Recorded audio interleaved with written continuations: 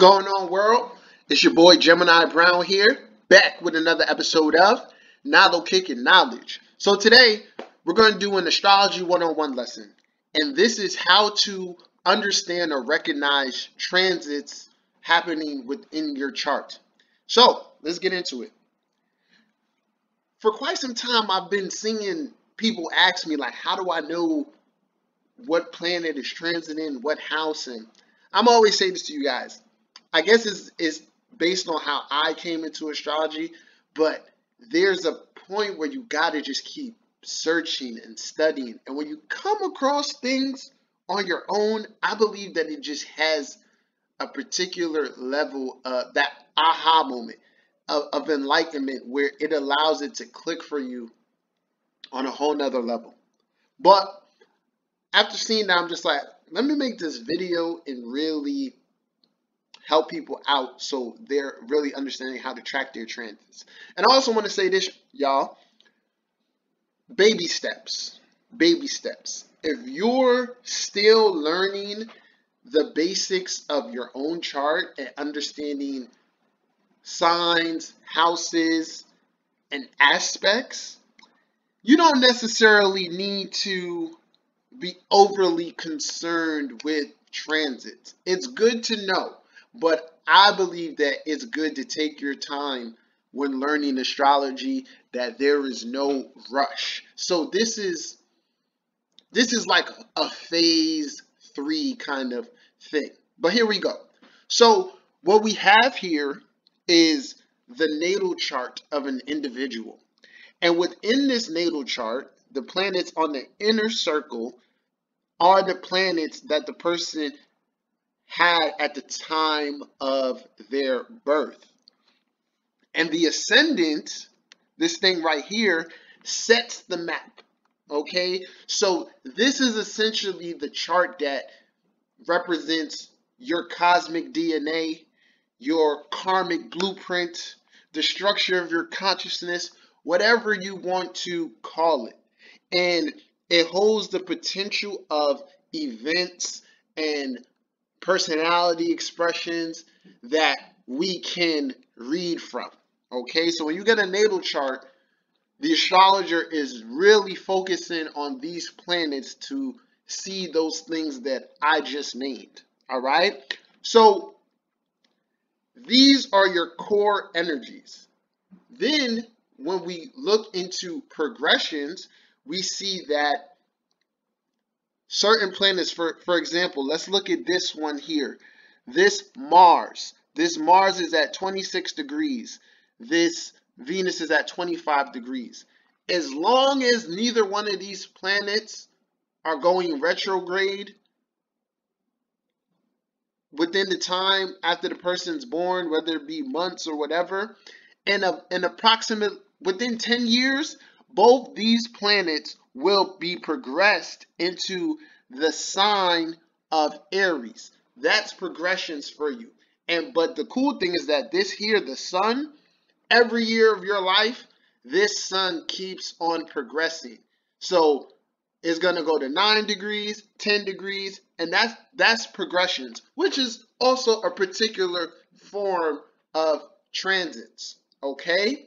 So at its core, these are our energies for life, along with the progressions that they undergo. Now, the thing that makes us human and consistently changing in different scenarios, along with the progressions, is the transit of the present day planets. So this person, this is what they're born with, right?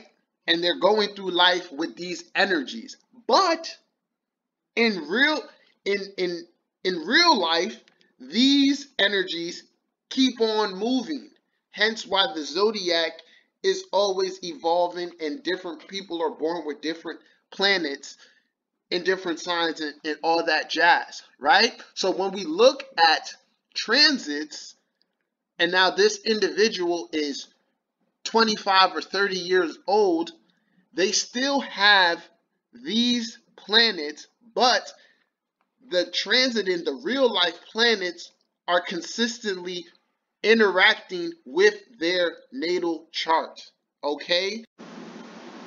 All right. So we've established that these planets on the inner wheel are our natal planets. And we refer to these as houses. So being that these are our houses, the planets within the houses are our residents. So let's look at your natal planets as the permanent residents of these houses. Now, on the outside wheel here in green, we see the transiting planets. Okay, the planets that are changing on an everyday basis. And as you can see over here, they say transit. So these are your natal energies, and these are your transiting energies. So these are our permanent residents. These are our visiting guests, our house guests. Now, based on the planet, we're going to see how long these guests stay within this particular house. So when needing to identify what transits you have, you can use a program like this that allows you to visually see where the planets are. But I think we all want to get to a point where we just know. Okay? So understand that if you are a Cancer rising, your first house is ruled by Cancer. Therefore, anytime there is a planet transiting the sign of Cancer, this is affecting your first house. Now, depending on what system you use, the house cusps may be different. So you may have a planet going into, like here, you may have a planet that is within the sign of Gemini, right? But it may be affecting our 11th house. And that's just basically how that's determined by how you measure your house cusp and all of that. If you're curious, I use PLUTO, but I'm not opposed to anybody using whatever system corresponds with them. A lot of people I know use equal house, whole sign, all of that, okay? So, just to reiterate, knowing what houses in your own chart correspond to certain signs lets you know where that transiting planet is for you. So if Leo rules your second house, you know that when a planet is in the sign of Leo, it is transiting your second house. So the next part of understanding transits is its interactions. When I do the weekly horoscope, I am breaking down the energies that the transiting planets, or the aspects, I should say, that the transiting planets are making with one another. So if the moon, so I'm breaking down in the horoscope the moon squaring Mercury here in Libra, which is having an effect for all of us. But the deeper part of this is to understand how that transiting planet is corresponding with energies or planets within your own natal chart. So let's look here. We can see that this Cancer moon, transiting Cancer moon, is sextiling. Let's just say it's sextiling this moon in Taurus. So the degrees are not exact, people, but work with me here, okay? So this is the natal planet, and this is the transiting planet. And we know that Cancer and Taurus sextile one another. So the person at some point during this transit received a sextile from the transiting moon to their natal moon. Okay? This concept becomes very important when we look at the outer planets, the longer transits. Okay? For example, a long-term transit that always stands out to me is involving Neptune and in Kanye West's chart. His natal moon, Kanye's natal moon, is, and for years has been conjunct this transiting Neptune, which we've seen manifest in situations where his mental health has been come into play, where we as the people don't understand him like we want to.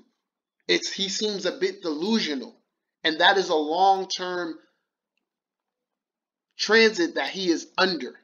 Okay, so if you're a person with whatever natal planet in Pisces, eventually that Neptune is going to conjunct with that Neptune, and it's going to cause a major theme within your life for that time being. Okay, so when looking at transits, it's very important to identify what long-term transits you have and how to work with those particular energies. And the long-term transits are always corresponding to the outer planets: Neptune, Pluto, Uranus. Okay, and then we know Saturn and Jupiter take at least a year to transit a sign. So when you get into this, you can really start to monitor the themes within your life. And then there's a whole nother layer where we mesh these transits up with things like I mentioned earlier, the progressions or even the solar return. So energy is constantly interacting with one another. All right? So y'all, this is my interpretation on how to better understand transits within astrology and identify them, right? And it's simple. You can use a visual chart, but as long as you know that Aries rules your 11th house, and there's a planet transiting the sign of Aries that's going through your 11th house. Pretty simple. All right, so I hope this helped. Feel free to chime in. Let me know what you think. If you haven't subscribed to my channel, you can do so now. If you need a reading, holla at me. Till next time, peace.